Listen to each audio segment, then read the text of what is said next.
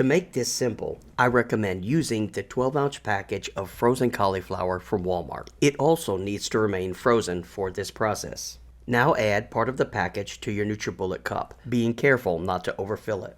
Go ahead and put the lid on, place it in the NutriBullet, and give it a couple quick bursts until all the cauliflower is pulverized. Give it a quick tap on the bottom, then on the sides, then remove the lid. Now I don't know about you, but this looks like a cauliflower slushie. Might not taste so good, but this is the consistency you're looking for.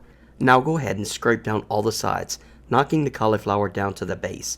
You want to go ahead and knock it all down, and once it is, chop it up. This way you can find any large pieces that need to be mixed in the next batch. Here's one right here. Now repeat the step for the remaining cauliflower.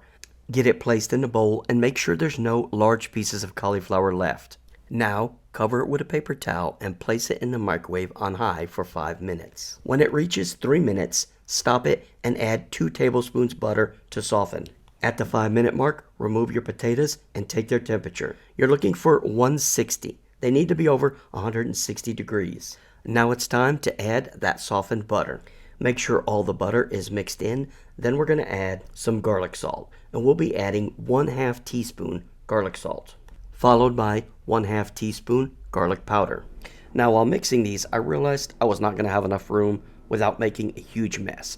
So I'm going to go ahead and transfer these to a larger bowl. Next, you're going to add heavy whipping cream, and you can add 1 to 2 tablespoons. Use 1 tablespoon for a thicker consistency. Give them a quick mix with your hand mixer.